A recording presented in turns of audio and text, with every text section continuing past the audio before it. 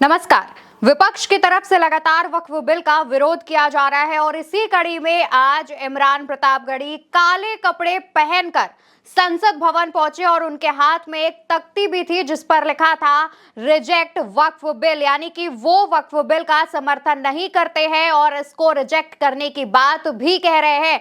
दूसरी तरफ दोस्तों, संसद भवन की सीढ़ियों पर जब इमरान प्रतापगढ़ी की ये जो तस्वीर सामने आई उसके बाद इसमें दो चीजें खास तौर पर नोटिस करने वाली दिखी। सबसे पहले इमरान प्रतापगढ़ी के हाथ की तख्ती जिसमें रिजेक्ट वक्फ बिल लिखा था, तो वहीं दूसरी तरफ इमरान प्रतापगढ़ी ने वक्फ बिल के विरोध में काले कपड़े तो पहने ही हुए थे, लेकिन सर पर, माथे पर एक काली पट्टी भी बांधी हुई थी। आपको यह भी बताते चले कि इससे पहले कांग्रेस ने इंडिया अलायंस के सभी सांसदों के साथ मिलकर, यानी कि विपक्ष के सभी सांसदों ने एक बैठक भी की थी जिसकी तस्वीरें भी सामने आई।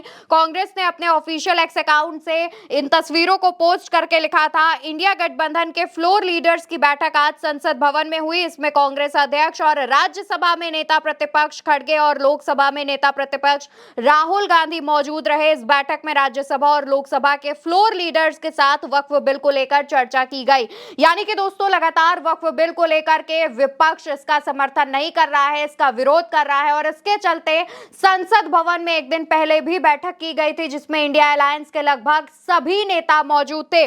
तस्वीरों में आप देखेंगे तो इसमें आपको संजय सिंह, रामगोपाल यादव भी नजर आएंगे।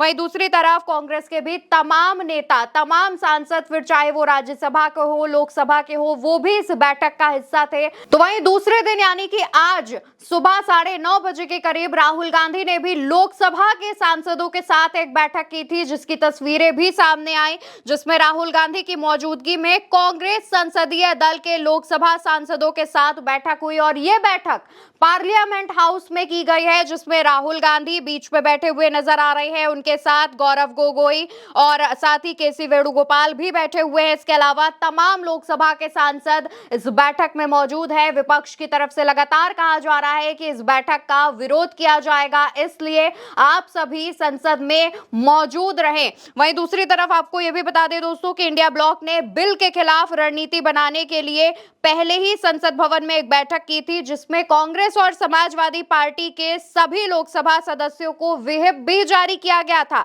और इसमें सभी सदस्यों से अगले 3 दिनों तक सदन में मौजूदगी सुनिश्चित करने के निर्देश दिए गए थे।